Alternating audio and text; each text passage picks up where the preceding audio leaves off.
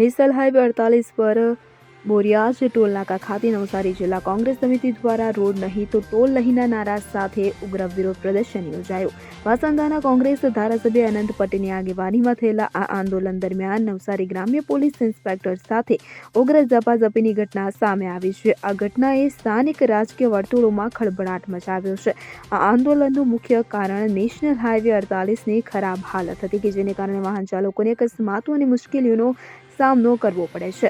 અનંત પટેલે ટોલનાકા પર હાઈવે બંધ કરાવવાનો પ્રયાસ કર્યો, પરંતુ પોલીસે રોકતા બંને વચ્ચે બોલાચાલી અને ઝપાઝપી થઈ.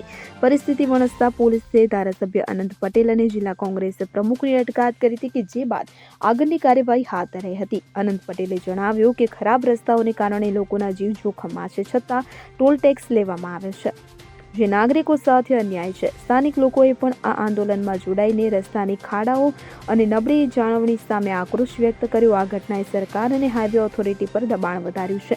કોંગ્રેસે ચેતવણી આપી છે કે જો રસ્તાનું સમારકામ નહીં થાય તો આગળનું આંદોલન વધુ તીવ્ર થશે. પોલીસે આ મામલે તપાસ શરૂ કરી છે, જ્યારે કોંગ્રેસ પક્ષ તરફથી વિરોધના સૂર ઉઠવાની શક્યતા છે. રોડ નહીં તો ટોલ નહીંના નારા સાથે જિલ્લા કોંગ્રેસ સમિતિ દ્વારા અમે આજે નેશનલ હાઈવે 48 પર ટોલ ટેક્સ ન ઉઘરાવે એના માટે બેઠા છે.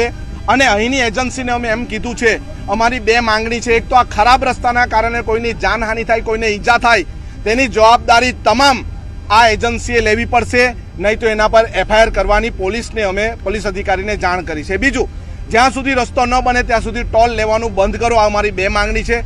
જો અમારી માંગણી નહીં સ્વીકારાશે તો આવનારા દિવસમાં અમે દરરોજ કોઈ ને કોઈ જગ્યાએ આ રીતના અમે પ્રદર્શન કરીશું. કચેરીનો ઘેરાવ એટલા માટે કર્યો છે કે અહીંના લોકો માત્ર પૈસા જ ઉઘરાવી જાણે છે. જે અહીં સુખ સુવિધા માટે, રસ્તા માટે એમણે જે કામગીરી કરવાની, એમણે એક પણ જાતની કામગીરી કરી નથી.